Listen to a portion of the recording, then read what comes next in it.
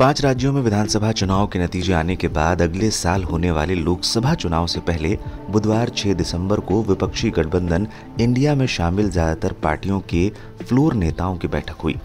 ये बैठक कांग्रेस अध्यक्ष मल्लिकार्जुन खड़गे के नई दिल्ली स्थित आवास में हुई। उन्होंने नेताओं को डिनर पर बुलाया था। बैठक शाम 7 बजे शुरू हुई थी और करीब 1 घंटे तक चली।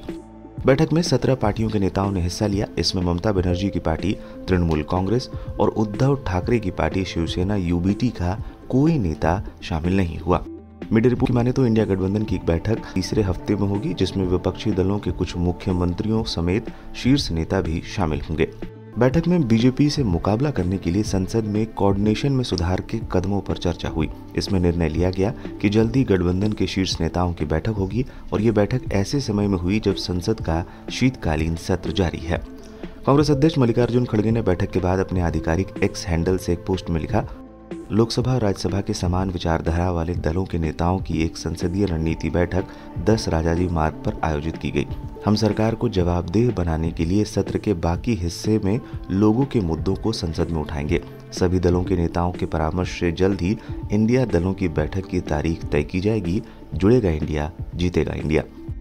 राज्यसभा में कांग्रेस नेता नासिर हुसैन ने बैठक के बाद मीडिया से कहा कि ये इंडिया गठबंधन के घटक दलों की लोकसभा और राज्यसभा के फ्लोर नेताओं की बैठक थी। बैठक हर दिन सुबह होती है, लेकिन आज नहीं हो सकी थी, इसलिए शाम को खड़गे के आवास पर इस बैठक की योजना बनाई गई।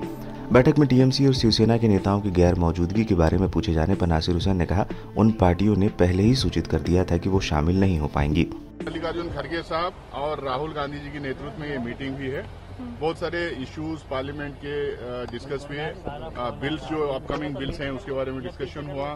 सरकार के रवैये के बारे में डिस्कस हुआ और दूसरे भी बहुत सारी बात हुई। उसके अलावा ये भी तय हुआ कि बहुत जल्द जो है इंडिया अलायंस की मीटिंग, जो लीडर्स की मीटिंग है, वो लीडर्स की मीटिंग का भी डेट 1-2 दिन में हम लोग अनाउंस कर देंगे।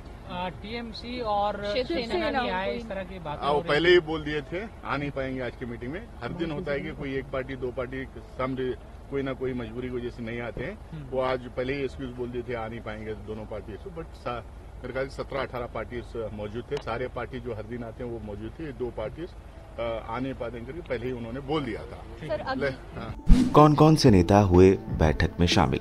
कांग्रेस अध्यक्ष के आवास पर हुई इस बैठक में कांग्रेस नेताओं में लोकसभा में पार्टी के नेता अधीर रंजन चौधरी और राज्यसभा में उपनेता प्रमोद तिवारी, कांग्रेस महासचिव केसी वेणुगोपाल और जयराम रमेश शामिल हुए। जेएमएम की महुआ माझी, एआईडीएमके के वाईको, आरएसपी नेता एनके प्रेमचंद्रन, सीपीआई नेता बिनोय विश्वम, जेडीयू नेता ललन सिंह, समाजवादी पार्टी के नेता रामगोपाल यादव और एसटी हसन, आरएलडी के जयंत चौधरी शामिल थे। एनसीपी की वंदना चौहान, आम आदमी पार्टी के राघव चड्ढा, डीएमके की तिरुचि शिवा और कांग्रेस नेता गौरव गोगोई, नासिर हुसैन और रजनी पाटिल भी बैठक में मौजूद थे।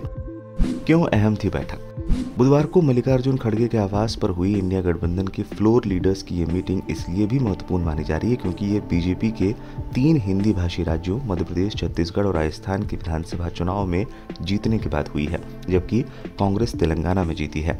मीडिया रिपोर्ट्स के मुताबिक 3 हिंदी भाषी राज्यों के चुनाव में कांग्रेस की हार के बाद इंडिया गठबंधन के भीतर घमासान मच गया है, क्योंकि सीट बंटवारे में अनदेखी से नाराज समाजवादी पार्टी ने खुलकर अपनी नाराजगी व्यक्त की है। वहीं शिवसेना, जेडीयू और आम आदमी पार्टी के दलों के नेताओं ने कहा है कि जब क्षेत्रीय सहयोगियों की बात आती है तो कांग्रेस को ज्यादा मिलनसार होना चाहिए। बता दें, लोकसभा चुनाव 2024 में बीजेपी से मुकाबला करने के लिए बने इंडिया गठबंधन में कम से कम 26 पार्टियां शामिल हैं। अब तक इस गठबंधन की 3 बड़ी बैठकें पटना, बेंगलुरु और मुंबई में हो चुकी हैं। सूत्रों के मुताबिक विपक्षी नेता अब साझा रैलियों की योजना बनाएंगे, जिन्हें विधानसभा चुनाव के कारण रोक दिया गया था। इससे पहले अक्टूबर के पहले हफ्ते में भोपाल में प्रस्तावित ऐसी ही एक रैली आखिरी वक्त में रद्द कर दी गई थी। सूत्रों ने यह भी कहा है कि क्षेत्रीय दलों के बीच सीट बंटवारे को लेकर बातचीत भी अब रफ्तार पकड़ेगी।